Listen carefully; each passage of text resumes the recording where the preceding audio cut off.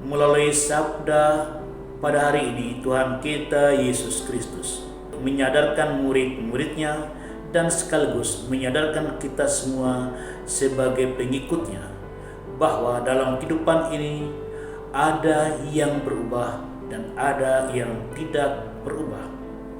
Kepada murid-muridnya dan kepada kita, Tuhan kita Yesus Kristus mengajak, perhatikanlah alam yang berubah, pohon-pohon yang bertunas yang akan menghasilkan daun-daun muda, sumber kehidupan.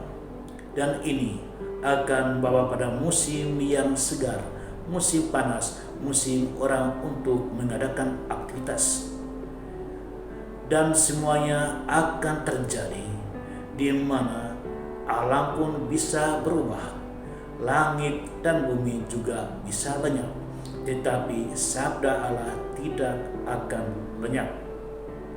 Keluarga Katolik yang terkasih, kehidupan Kristiani adalah suatu kehidupan di mana menghasilkan tunas-tunas yang baru dari perkataan dan sikap kita, sehingga perkataan dan sikap kita laksana daun-daun yang kemudian menghasilkan buah-buah di dalam kehidupan bersama, buah yang dihasilkan oleh cinta, iman, dan pengharapan. Oleh karena itu, fenomena ini menunjukkan kepada kita sebagaimana dilukiskan oleh Tuhan kita Yesus Kristus bahwa kerajaan Allah sudah dekat. Keluarga Katolik yang terkasih, bacaan Injil pada hari ini sangat relevan dengan bacaan Injil pada hari ini sangat relevan dengan perayaan Beato Dionysius dan Redemptus Cruz, martir Indonesia. Mereka adalah biarawan Ordo Karmel Tak Berkasut atau OCD, sebuah kongregasi yang kini bekerja di Keuskupan Agung Medan, yaitu Paroki Banda Aceh dan Paroki Binjai, Sumatera Utara. Perubahan telah terjadi di dalam kehidupan Dionysius, demikian juga di dalam kehidupan Redemptus. Tetapi yang tidak berubah adalah iman dan kesalehan mereka, relasi mereka dengan Tuhan kita Yesus Kristus, kehidupan mereka yang didasarkan pada kepercayaan yang kokoh akan Yesus Kristus sebagai Sang Penyelamat seluruh umat manusia. Perubahan yang terjadi dalam kehidupan Dionysius, adalah dia dilahirkan dengan nama Pierre Berthelot di kota Honfleur, Prancis pada tanggal 12 Desember tahun 1600. Ayahnya Berthelot seorang pelaut dan kapten yang unggul, kapal yang unggul. Sedangkan ibunya Fiore Morin, di mana keduanya adalah berasal dari keluarga bangsawan terkenal di Prancis pada saat itu. Pada usia 12 tahun, Pierre Berthelot ini telah menjelajahi lautan bersama dengan sang ayah, dan pada usia 19 tahun ia telah menjadi seorang pelaut yang unggul. Ayahnya bukan hanya seorang kapten kapal yang hebat dan terampil, tetapi juga seorang ayah yang sangat bertakwa kepada iman Katolik, dan ini diwariskan ke dalam diri Pierre Berthelot.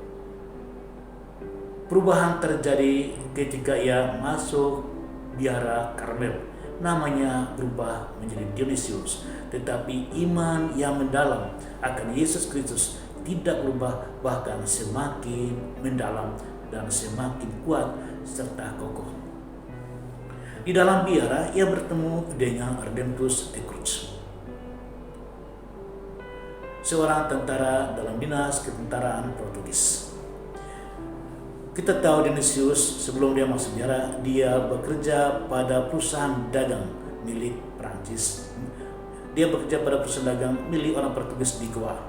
Di Goa lah dia akhirnya masuk ke dalam biara Karmel, menjadi seorang biarawan, dan di sana dia bertemu dengan Redemptus Cruz, seorang penjaga pintu biara, seorang koster, seorang yang melayani tamu-tamu dan mengajar anak-anak. Redemptus adalah seorang bruder yang punya latar belakang militer. Dia mengalami pertobatan, meninggalkan karir sebagai militer, dan menjadi seorang biarawan. Ketika Raja Muda di Goa pada waktu itu mengetahui bahwa Sultan Iskandar Muda telah diganti oleh Sultan Iskandar Thani, maka ia ingin menjalin persahabatan dengan Aceh. Oleh karena itu ia mengirim delegasi yang di dalamnya hadir Dionysius sebagai seorang imam dan Redemptus sebagai seorang bruder. Dionysius adalah seorang penggambar peta yang ulung dan dia adalah ahli juru bahasa. Kedatangan mereka menunjukkan ada suatu perubahan dalam kehidupan Dionysius dan kehidupan dari Redemptus. Namun iman Katolik mereka tidak berubah. Mereka disambut dengan ramah oleh Sultan Aceh, namun karena diprovokasi oleh pedagang-pedagang dan tentara Belanda yang mengatakan bahwa kedatangan orang Portugis untuk mengkatolikan Aceh yang sudah memeluk agama Islam, maka rombongan tersebut akhirnya dipaksa untuk murtad, dan kalau tidak murtad mereka dibunuh, dan akhirnya mereka juga mengalami kematian sebagai martir yang dialami oleh Dionysius dan Redemptus. Keluarga Katolik yang terkasih, dari refleksi ini kita dapat mengambil kehidupan keluarga juga senantiasa mengalami perubahan. Kehidupan keluarga adalah perubahan dari masa pacaran atau tunangan, kemudian hidup di dalam perkawinan. Di dalam perkawinan terjadi perubahan-perubahan yang mencerminkan suatu sejarah kehidupan dari pribadi, anggota keluarga, atau keluarga itu sendiri. Anak-anak dilahirkan, bertumbuh sebagai kanak-kanak, remaja, dewasa, kemudian menikah. Perekonomian juga berubah. Relasi dengan keluarga dan tetangga juga berubah. Kondisi fisik juga berubah. Namun, di dalam perubahan tersebut ada hal yang harus tinggal tetap, yaitu sabda Tuhan. Itu sabda Tuhan karena Yesus tidak berubah dahulu, sekarang, dan di masa yang akan datang. Keluarga Katolik yang terkasih, oleh karena itu apapun yang terjadi di dalam kehidupan keluarga, hendaknya kita apapun yang terjadi di dalam kehidupan keluarga, hendaknya kita tidak meninggalkan iman dan ketakwaan di dalam yang harus menjadi bagian yang tetap di dalam kehidupan Kristiani. Mungkin kita dari situasi berhasil menjadi gagal, sehat menjadi sakit, sukacita menjadi penuh kesedihan, relasi yang luas menjadi relasi yang semakin sempit, tetapi itu tidak menggoyahkan kita untuk melahirkan tunas-tunas sabda yang memberikan aroma dan buah yang baik, sehingga dimanapun kita berada, di dalam perubahan semacam apapun, kita tetap menjadi orang yang berkontribusi di dalam kehidupan bersama, sehingga musim panas kehidupan akan bersemi dalam kehidupan kita secara terus-menerus, meskipun banyak kesulitan, banyak tantangan terjadi. Tuhan memberkati kita. Amin. Keluarga